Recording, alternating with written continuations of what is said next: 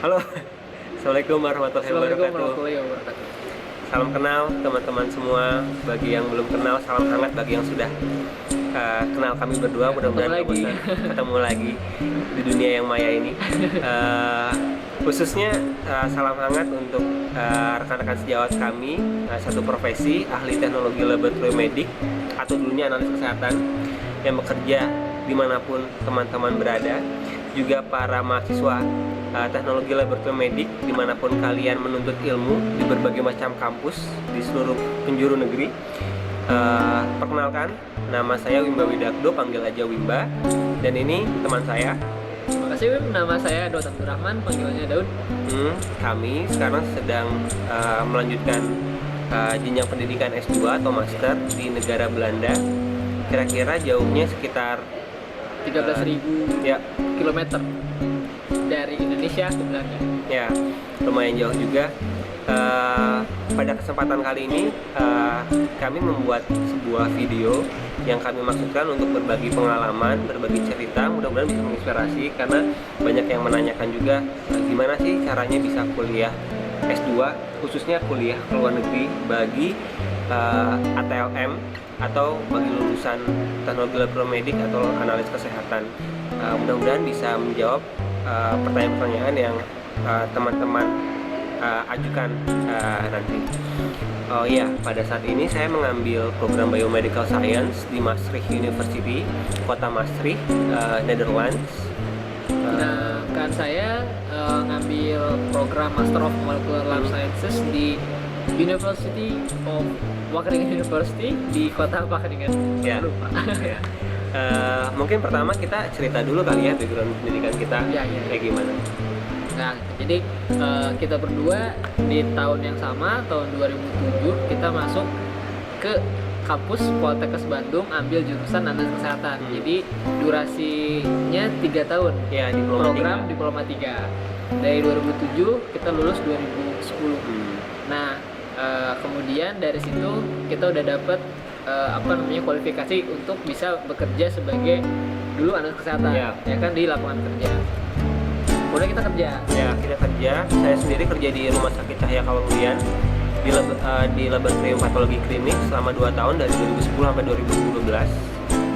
Ya, sedangkan saya pindah-pindah kerjanya. Pertama saya pernah bekerja di Win Batu Klinik di PT Newmont Nusa Tenggara. Kemudian juga saya pernah ikut project-project penelitian, juga ikut project check up sambil nunggu ingin kuliah lagi ceritanya.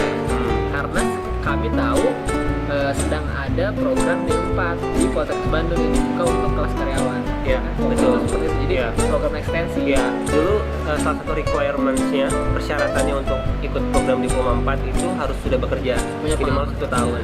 Ya, jadi ketika tahun 2011 kami memutuskan untuk melanjutkan pendidikan kami ke diploma 4 di kampus yang sama selama 1 tahun dari 2011 sampai 2012. Kenapa kita memilih diploma 4 dibandingkan dengan melanjutkan pendidikan ke S1 ekstensi, mau itu kesehatan masyarakat atau biologi medis atau yang dan yang sebagainya, jurusan lain yang masih relate sama analis kesehatan. Karena program diploma 4 relatif lebih singkat, 1 tahun, sedangkan S1 ekstensi di universitas baik negeri ataupun swasta memakan waktu minimal 2 tahun. Ya, otomatis butuh waktu yang lebih banyak, butuh uang yang lebih banyak, tenaga yang lebih banyak gitu. Kemudian program, ya kita juga ngelihat programnya. Jadi mata kuliah apa aja sih yang diajarkan gitu kan, dan istilahnya kita tuh diajarkan untuk mendapat materi-materi manajerial di laboratorium. Jadi secara zoom outnya kita bisa ngelihat laboratorium itu progresnya dari awal sampai akhir seperti apa. Nggak cuman melulu tentang ambil sampel, kemudian kerjaan sampel, ngeluarin hasil, tapi kita bisa lihat lebih luas lagi gimana sih suatu sistem laboratorium itu bekerja. Ya itu yang menarik sih menurut saya untuk nyobain nih untuk kuliah di tempat. Jadi fokus diploma 4 di kampus kami adalah kampus Poltekkes Bandung, dari sistem manajerial dan manajemennya ada berbagai macam, manajemen kualitas, SDM, logistik, bisnis, entrepreneur juga. Dapat ya. Ya, kemudian untuk analisis klinis. Ya, analisis klinis juga dapat Ya, kan. ya. Jadi pemeriksaan laboratorium khusus atau Ya, pemeriksaan teknologi yang ya. lebih tinggi dibanding yang kita biasa dapat di D3. Ya, Itu juga ya. didapat. Ya, nah itu alasan kenapa kami mengambil diploma 4. Selain itu juga salah satu alasan kenapa kami mengambil diploma 4 karena program diploma 4 ketika kita mau melamar sebagai pegawai negeri sipil, golongannya itu langsung golongan 3A, berbeda dengan diploma 3 yang golongannya ketika apply sebagai PNS itu 2C. Jadi otomatis dengan dengan kita berkuliah diploma 4, kita itu berkuliah diploma 4 sama 1 tahun, kita menghemat waktu 8 tahun. Karena dari 2C ke 3A rata-rata memakan waktu 8 tahun. 2C ke 2D dulu 4 tahun, 2D ke 3A baru 4 tahun lagi, jadi totalnya 8 tahun. Dan beberapa kakak tingkat kami masuk PNS dengan jalur diploma 4 dan langsung golongan 3A. Ya, that's why kita ngambil, salah satu alasan kita ngambil diploma 4 pada saat itu. Ya, setelah diploma 4 saya pribadi menerapkan ilmu saya ke bidang entrepreneurship. Saya membangun laboratorium klinik bersama 2 orang teman saya, dan di sana ilmu saya terpakai, ilmu di 4 saya. Kalau Daud sendiri? Kalau saya setelah lulus D4, saya jadi asisten dosen ya untuk ngajar D3. Oke. Tapi pada saat yang bersamaan, ketika tahun 2012 akhir, setelah kami lulus dari diploma 4, kami mempunyai keinginan untuk melanjutkan studi selanjutnya ke jenjang S2 atau master. Pada saat itu keinginan kami hanya untuk menjadi dosen. Iya. Ya nggak? Dan untuk jadi dosen itu Minimal requirement-nya minimal S2 kan. S2, ya. Jadi ya mau nggak mau harus ambil nambah pengetahuan. harus ambil S2, kuliah, mau nggak master. mau ya. Dan lucunya adalah ketika saat itu, mungkin terjadi sampai sekarang ya, karena kami areanya tinggal di area Jawa Barat, maka kami lebih consider kampus-kampus yang di area Jawa Barat juga. Jadi yang bisa menerima diploma 4 itu hanya ITB, hanya Institut Teknologi Bandung, dan kakak tingkat kami sudah banyak yang lulus dari ITB. Mereka mengambil master atau S2 di ITB dengan sebelumnya background pendidikannya adalah diploma 4. Tapi kalau menurut pandangan kami, beberapa program di ITB itu kurang relate, kurang inline dengan background analis kesehatan. Lebih cocok, bukan lebih cocok ya, mungkin lebih pas ketika lulusan diploma 4 analis kesehatan itu atau TLM ini masuk ke biomedik, misalnya biomedik UI atau ilmu kedokteran dasar Unpad. Tapi masalahnya adalah dua kampus ini ketika pada saat itu belum bisa menerima lulusan diploma 4 untuk masuk ke program masternya mereka, program S2-nya mereka gitu.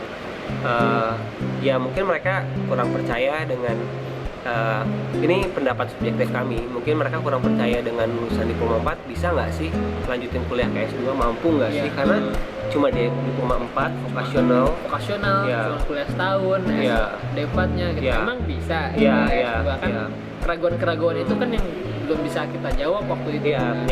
Walaupun sebenarnya kalau totalnya semua sama kan, 4 tahun, diploma 4 juga 4 tahun kan, diploma 3 tahun, diploma 4 1 tahun, totalnya 4 tahun sama kayak S1 kan dan sebenarnya. kita juga ngerjain tugas akhir. Iya, 2 kali malah. KTI dan skripsi. Tapi kampus-kampus besar ini meragukan diploma 4 untuk masuk S2.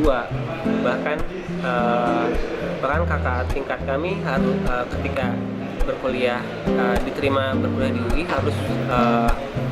harus ada matrikulasi terlebih dahulu pada waktu tertentu, jadi waktu kuliahnya lebih panjang lagi.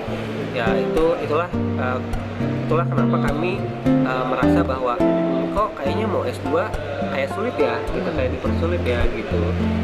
Akhirnya kami memutuskan ya udah gimana kalau kita coba kuliah ke luar negeri, mungkin nggak sih gitu. Mungkin nggak sih gitu. Nah, pertanyaannya mungkin nggak sih? Masih nggak tahu waktu itu. Ya masih nggak tahu, tapi keinginan sebelumnya memang kami punya keinginan kalau saya pribadi dari kecil sih pengen bisa kuliah ke luar negeri gitu. Dan mungkin ya karena dulu berpikir bahwa luar negeri keren. Ya cuma sekedar gitu kayak luar negeri itu keren gitu. Terus pada akhirnya kita berdiskusi dan kita membicarakan tentang possibility atau kemungkinan bisa nggak sih kita kuliah di luar negeri. Ya pertama-tama banyak sekali keraguan yang muncul di diri kami.